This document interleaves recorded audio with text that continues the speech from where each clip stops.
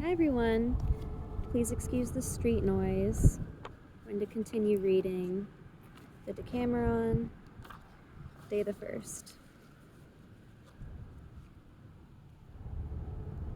Alright, so let's see, where were we? I'm going to read the last sentence of where we were before. Of this mine own eyes hath a little before been said, had one day among others experience on this wise, to wit, that the rags of a poor man who had died of the plague, being cast out into the public way, 2 hogs came up to them, and having first after their wont rooted amain among them with their snouts, took them in their mouths and tossed them about their jaws. Then in a little while after turning round and round, they both, as if they had taken poison, fell down dead upon the rags with which they had in an ill hour intermeddled. So they're just recapping how even animals die when they rummage through the clothes of the dead people. From these things and many others, like unto them, or yet stranger divers fears and conceits were begotten in those who abode alive, which well nigh all tended to a very barbarous conclusion, namely, to shun and flee from the sick and all that pertained to them, and thus doing, each thought to secure immunity for himself. Some there were who conceived that to live moderately and keep oneself from all excess was the best defense against such a danger. Wherefore, making up their company, they lived removed from every other, and shut themselves up in those houses where none had been sick, and where living was best. And there, using very temperately of the most delicate viands or meats, and the finest wines, and eschewing all incontinence, they abode with music, and such other diversions as they might have, never suffering themselves to speak with any, nor choosing to hear any news from without of death or sick folk. Others, inclining to the contrary opinion, maintained that to carouse and make merry, and go about singing and frolicking, and satisfy the appetite, and everything possible, and laugh and scoff at whatsoever befell, was a very certain remedy for such an ill. That which they said they put in practice as best they might, going about day and night, now to this tavern, now to that, drinking without stint or measure, and on this wise they did yet more freely in other folks' houses, so but they scented there aught that liked or tempted them, as they might lightly do, for that everyone, as he were to live no longer, had abandoned all care of his possessions, as of himself. Wherefore the most part of the houses were become common good, and strangers used them, when as they happened upon them, like as the very owner might have done. And with all this bestial preoccupation, they still shunned the sick to the best of their power. In this sore affliction and misery of our city, the reverend authority of the laws, both human and divine, was all in a manner dissolved and fallen into decay, for lack of the ministers and executors thereof, who, like other men, were all either dead or sick, or else left so destitute of followers that they were unable to exercise any office. Wherefore everyone had license to do whatsoever pleased him. Many others held a middle course between the two aforesaid, not straitening themselves so exactly in the manner of diet as the first, neither allowing themselves such license in drinking and other debauchery as the second, but using things in sufficiency according to their appetites. Nor did they seclude themselves, but went about, carrying in their hands some flowers, some odoriferous herbs, and others some divers kinds of spiceries, which they set off into their noses, accounting it an excellent thing to fortify the brain with such odors, more by token that the air seemed all heavy and attainted with the stench of the dead bodies, and that of the sick, and of the remedies used. Some were more barbarous, though, peradventure a surer way of thinking, avouching that there was no remedy against pestilences better than, no, nor any so good as, to flee before them. Wherefore, moved by this reasoning and reckoning of naught but themselves, very many,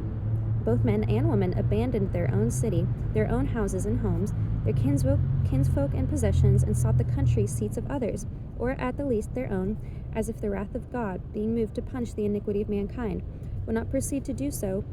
wheresoever they might be, but would content itself with afflicting those only who were found within the walls of their city, or as if they were persuaded that no person was to remain therein, and that its last hour was come.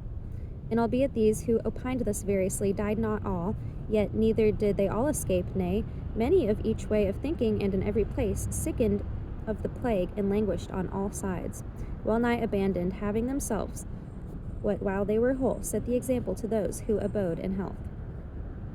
Indeed, leaving be that townsman avoided townsman, and that well nigh no neighbor took thought unto other, and that kinsfolk seldom or never visited one another, and held no converse together save from afar. This tribulation had stricken such terror to the hearts of all, men and women alike, that brother forsook brother, uncle, nephew, and sister, brother, and oftentimes wife, husband. Nay, what is yet more extraordinary and well nigh incredible, fathers and mothers refused to visit or tend their very children, as they had not been theirs, by reason whereof there remained unto those, and the number of them, both males and females, was incalculable, who fell sick, none other than succor than that which they owed either to the charity of friends, and of these there were few, or the greed of servants who attended them, allured by high and extravagant wage, albeit for all this these latter were not grown many, and those men and women of mean understanding, and for the most part unused to such offices, who served for well nigh naught but to reach things called for by the sick, or to note when they died, and in the doing of these services many of them perished with their gain.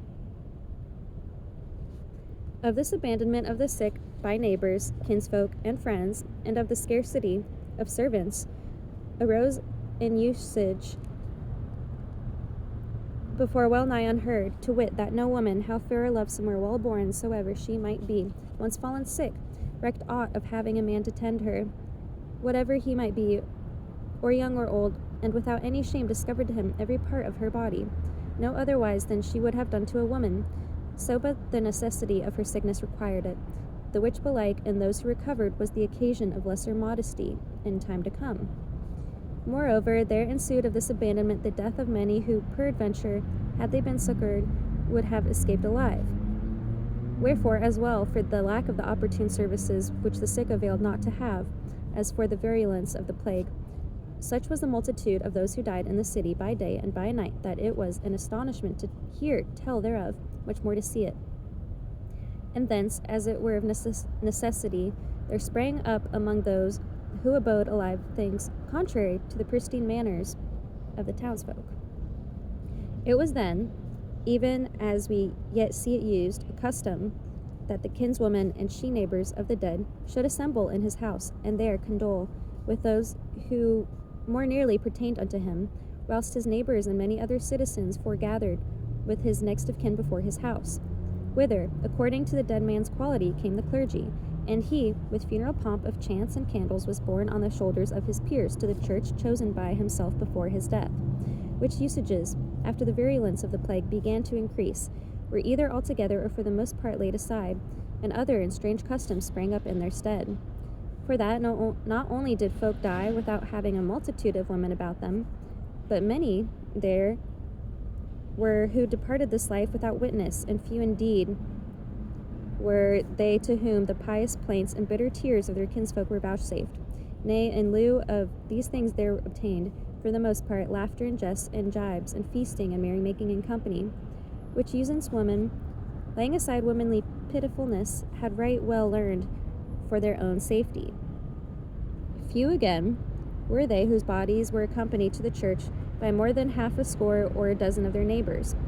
and of these no worshipful and illustrious citizens, but a sort of bloodsuckers, sprang from the dregs of the people, who styled themselves pickmen, and did such offices for hire, shouldered the bier, and bore it with hurried steps, not to that church which the dead man had chosen before his death,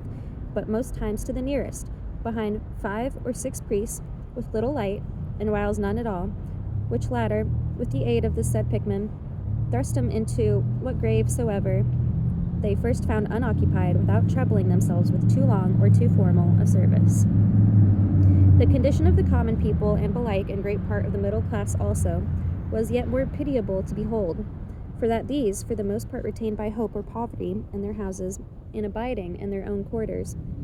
sickened by the 1,000 daily, and being altogether untended and unsuccored, died well nigh all without recourse. Many breathed their last in the open street, whilst other many, for all they died in their houses, made it known to the neighbors that they were dead rather by the stench of their rotting bodies than otherwise, and of these and others who died all about the whole city was full. For the most part, one same usance was observed by the neighbors, moved more by fear lest the corruption of the dead bodies should imperil themselves than by any charity they had for the departed, to wit, that either with their own hands or with the aid of certain bearers when, as they might have any, they brought the bodies of those who had died forth of their houses and laid them before their doors, where, especially in the morning, those who went about might see corpses without number. Then they fetched biers, and some, in default thereof, they laid upon some board or other. Nor was it only one bier that carried 2 or 3 corpses, nor did this happen but once. Nay, many might have been counted, which contained husband and wife, 2 or 3 brothers, father and son, or the like. And an infinite number of times it befell that 2 priests going with 1 cross for some one, 3 or 4 biers borne by bearers, ranged themselves behind the latter, and whereas the priest thought to have but 1 dead man to bury, they had 6 or 8, and whiles more.